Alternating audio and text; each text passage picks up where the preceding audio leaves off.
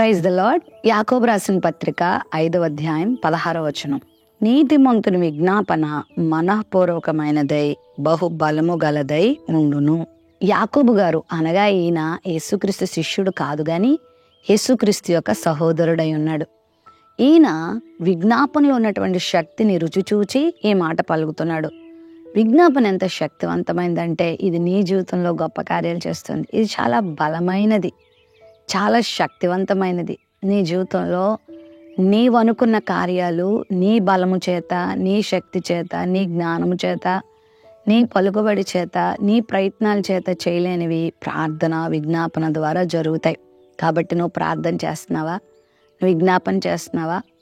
దేనిని బట్టి నువ్వు కృంగిపోవద్దు, దేనిని బట్టి విచారపడొద్దు, దేనిని బట్టి కూడా నువ్వు ఈ లోకంలో చింతించి ఓడిపోవద్దు. కానీ ప్రతి విషయాన్ని నువ్వు దేవుని దగ్గరకు వచ్చి విజ్ఞాపన ద్వారా నువ్వు ఆయనకు అందిస్తే దేవుడు గొప్ప కార్యాలు చేస్తాడు. నీ కుటుంబంలో పరిస్థితులు బాగాలేదా?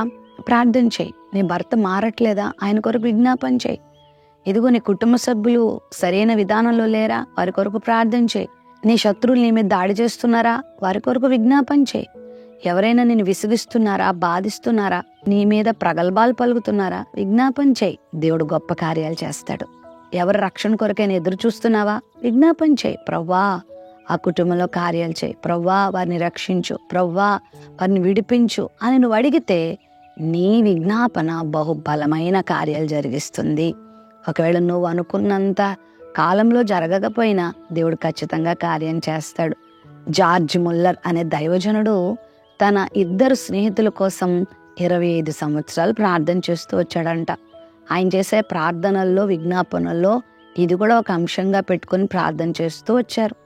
ఎందుకంటే ఆ 2 స్నేహితులు భయంకరమైన దొంగలు, డెకాయిట్స్.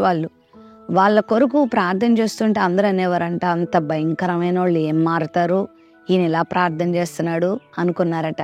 కానీ ఆయన మరణించే సమయానికి ఆయన ఫ్యూనరల్ టైంలో వాళ్ళు పరిగెత్తుకొని వచ్చారంట. ఈ విషయం చెప్దాం, మేము రక్షణ పొందాం, మేము మారాం, మా బ్రతుకులు మారిని అని చెప్దామని వచ్చేసరికి జార్జ్ ముల్లర్ గారు మరణించి ఉన్నారట.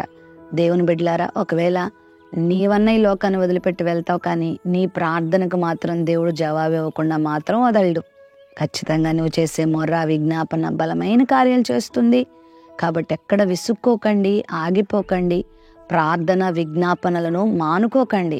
అద్భుతాలు మీరు చూస్తారు. ప్రేమ నమ్మకం కలిగిన మా తండ్రి, విశ్వాసముతో విసుగక సణగక దైవా ధైర్యముతో నీ సందులో నీ బిడ్డలు చేస్తున్న ప్రార్థన విజ్ఞాపనలు మీరు ఆలకించి బలమైన కార్యాలు నీ బిడ్డల జీవితంలో జరిగించమని యేసు నామములో ప్రార్థిస్తున్నాం తండ్రి. ఆమెన్.